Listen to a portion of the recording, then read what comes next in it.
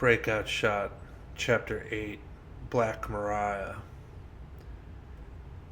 The trio swung in through the door and down the hallway, with Darby pushing towards the main banquet hall, and Billy and Keith splitting off together down the hallway towards the back rooms, Darby and Keith brandishing black shotguns, and Billy a sledgehammer crusted with old concrete, and all of them wearing ski masks.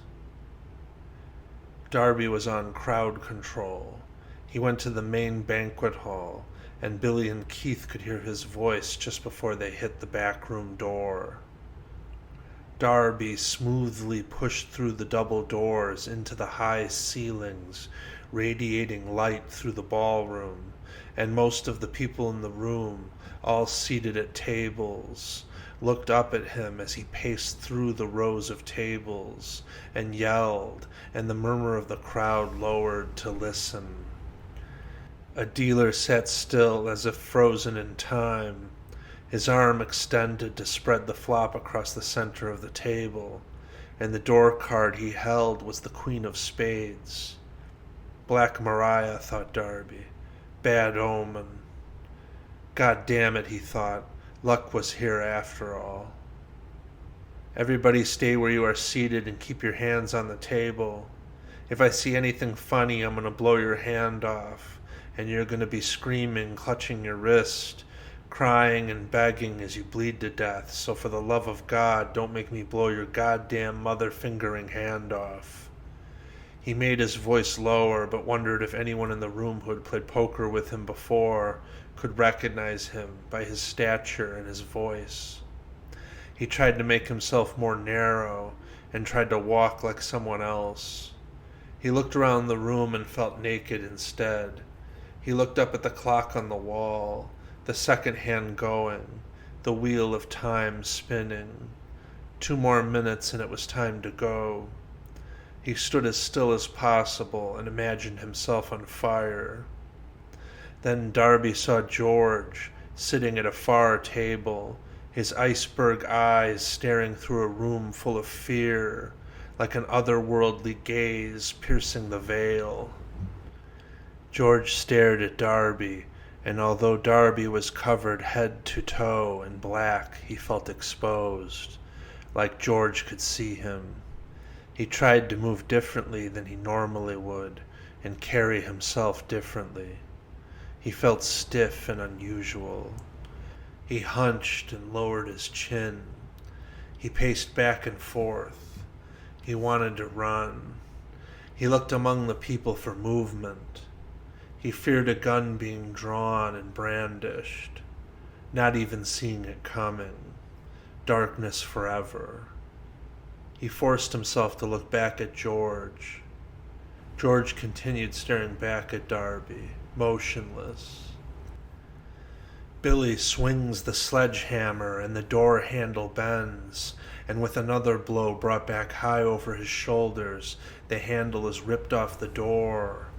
Billy kicks in the door and Keith aims his shotgun at the men seated at a card table in the middle of the room, with stacks of money and money counter machines and notepads and cigarettes smoking in the ashtrays and cups of steaming black coffee and not yet losing lottery tickets and a bottle of ibuprofen and packets of salt and pepper, as well as plastic cutlery and styrofoam cups, and the men with their elbows on the table, sitting expressionless and mustached, and with golf shirts staring into the screaming void of Billy and Keith before them.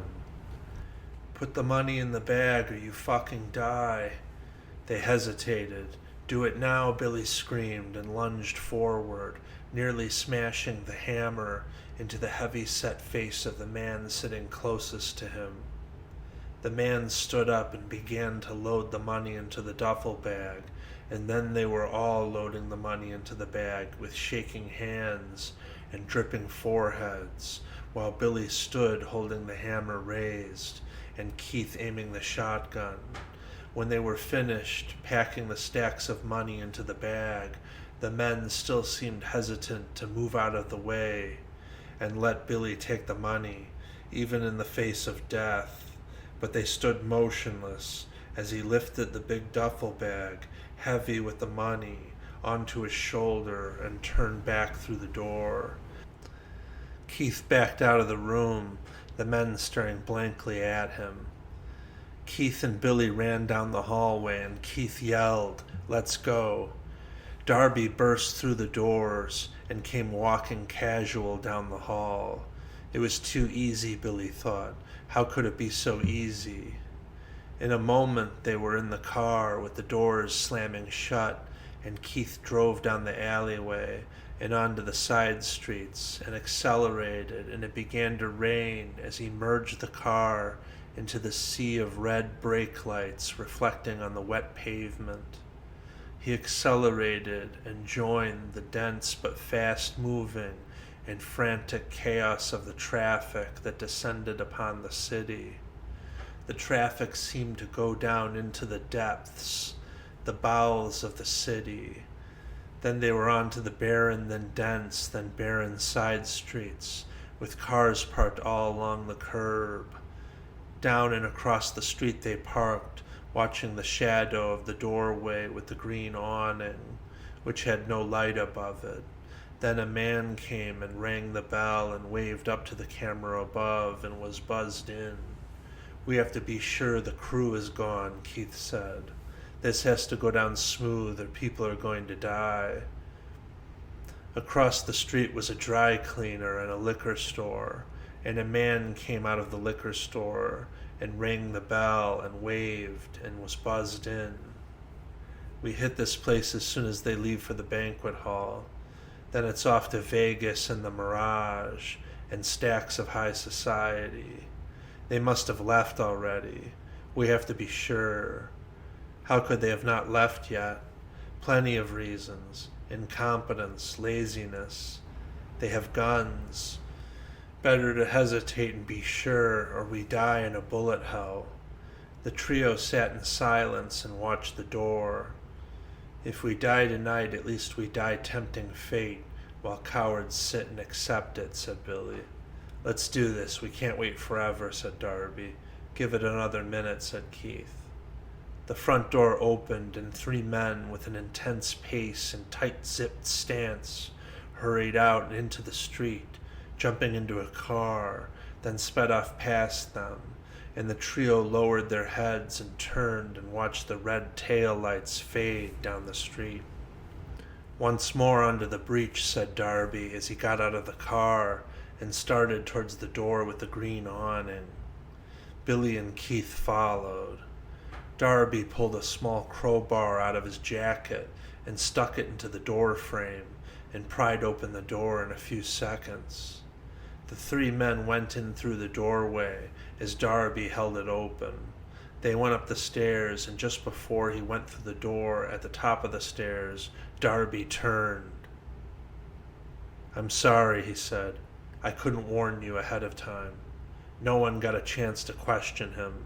He opened the door and the three came into the room, and the men around the table started to stand, and Darby waved his gun through the air and yelled guttural rage. The door guard put his hands up. Sit the fuck down or I'll blow your fucking head off," said Darby. Darby pointed at the guard, and the guard sat down in the chair near the door. Billy adjusted his ski mask and went to the cashier over at the desk, past the tables, and told her to put the money into the bag. She began to put wads of money into the bag with shaking hands and arms.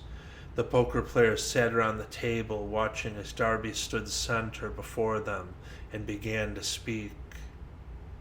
"Years and years ago, when I was a child, I went to St. Clement, where Father Robert Charles Becker was a rapist priest. You all know him as Charlie the Fish. He and the other priests had a system for abusing children.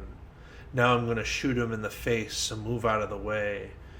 The players jumped from the table and moved away from the older man with the wide-brimmed hat as if repelled by magnetism. The cashier woman stopped stuffing money into the bag and began to make some kind of a low noise, like gulls on the horizon. Billy and Keith stood and watched, hearts in their feet and guts in their throats. The priest still held his cards, as if he had something good, and the hand might still play out after all of this, after it all got sorted out.